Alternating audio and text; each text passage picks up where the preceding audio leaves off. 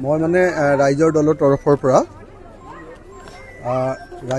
তৰফৰ পৰা শিৱসাগৰ সমষ্টিত নিৰ্বাচন খেলিবৰ কাৰণে আমাৰ নিয়ম অনুসৰি 25,000 টকাৰ চেক দি 25,000 টকাৰ ড্ৰাফট কাটি আৰু লগতে আবেদন কৰি মোৰ আজি লাষ্ট তাৰিখ আমাৰ 31 জানুৱাৰী গতিকে আজি আবেদন জমা দিলোঁ। কালিয়ে মই পইচাটো ড্ৰাফটত ভৰালোঁ।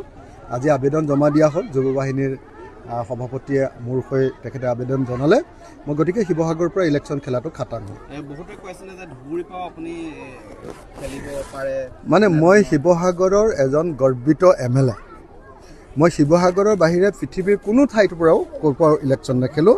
শিৱসাগৰতে খেলিম আৰু শিৱসাগৰতে জিকিম। 1 ফেব্ৰুৱাৰী তাৰিখৰ দিনা পুৱা 9 বজাত আমাৰ কেন্দ্ৰীয় কাৰ্যালয়ত বিৰোধী দলসমূহৰ মিত্ৰতা সন্দৰ্ভত আমি বৈঠক আয়োজন কৰিছোঁ। খুব বিশেষ জৰুৰী বৈঠক। এই বৈঠকতে কাইলৈ সিদ্ধান্ত গ্ৰহণ কৰা হ'ব যে মিত্ৰতা সন্দৰ্ভত কি সিদ্ধান্ত হ'ব। কাৰণ মিত্ৰতা সন্দৰ্ভত আমি যি ধৰণৰ সঁহাৰি কংগ্ৰেছ দলৰ পৰা আশা কৰি আছিলোঁ, সেই ধৰণৰ সঁহাৰি, সেই ধৰণৰ গুৰুত্ব, সেই ধৰণৰ সন্মান আমি এতিয়ালৈকে লাভ কৰা নাই।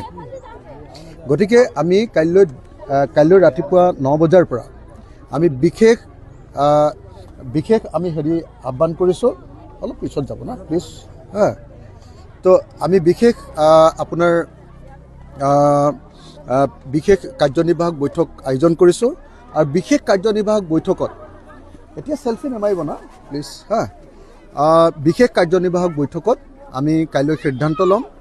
কাইলৈ কাৰ্যনিৰ্বাহকে যি সিদ্ধান্ত লয় সেইটোৱে চূড়ান্ত আৰু কাইলৈ কাৰ্যনিৰ্বাহকতে আচলতে আমাৰ বিৰোধী দল কংগ্ৰেছৰ সৈতে বা বিৰোধী ঐক্যমঞ্চৰ সৈতে আমাৰ যিটো মিত্ৰতা সেই সন্দৰ্ভত চূড়ান্ত সিদ্ধান্ত ল'বৰ কাৰণে কাইলৈ আমি একযোগিতা আয়োজন কৰিছোঁ।